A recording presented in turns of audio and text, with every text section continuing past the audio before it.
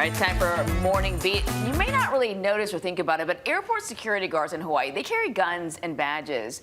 Now their powers are under scrutiny after 3 of them allegedly beat a 53-year-old man to death at the Lihue airport.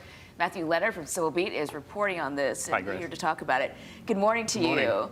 Let's start off with the incident with the man at Lihue airport. So this is in February. This is someone who was being disruptive in the ticketing lobby.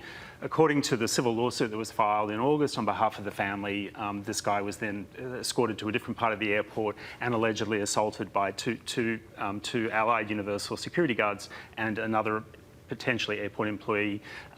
This is all alleged and it's all playing out in the courts, but the point of the story that Civil Beat has today is it's really looking at the authority that these people operate under, and particularly the one employee who was identified, an ex-Kauai police officer who was dismissed last year for disciplinary reasons, doesn't have any law enforcement authority anymore, who was involved in this alleged beating and who is not certified as required by the state of Hawaii. So it raises this whole question about here are people who essentially have police-like powers, but what's the authority they're operating under? So let's talk a little bit more about the certification, because the man kind of at the center of this lawsuit, his name is Barry DeBlake, a former Kauai police detective. Correct. Right. So the company Allied is saying that he was certified, right? Right. And why is that? Right. So their answer to the lawsuit is that he's operating as designated as what's called a law enforcement officer. This is kind of a tier of employee. He's definitely working for Allied Universal.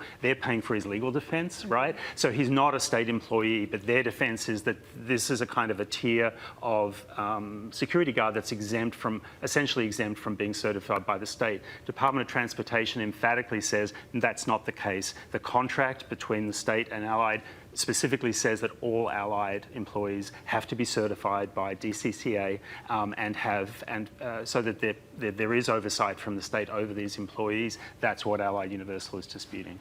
I mean, to me, a lot of this comes down to the safety of anyone who goes to the airports, which is pretty much everyone, right? Right. And then a lot of money at stake. Allied Universal, this is a $35 million contract for them. Exactly. One of the nation's biggest employers, by the way, and who have run into legal issues in other states. In Tennessee, they were found to have not properly certified over 300 employees for a period of 6 months, had to pay out nearly $200,000 after an investigation by the state of Tennessee. So they have a history of employing a lot of people. They're supposed to be certified, but obviously a big company, big operation. There are 1,100 security staff operating in Hawaii's airports now, 3 times the number that there were 10 years ago. So you can see there's a lot of room for error potentially, and a lot of need for oversight and kind of a classic kind of who's guarding the guards kind of scenario. All right, really interesting stuff from Matthew, and this is the first, I think, of a couple of different stories he's going to be reporting on. You should read it, full article, civilbeat.org, or you can text 66866 to get the newsletter. I want to say thank you for being here today. You're welcome, Grace. Thanks. All right, we'll be right back.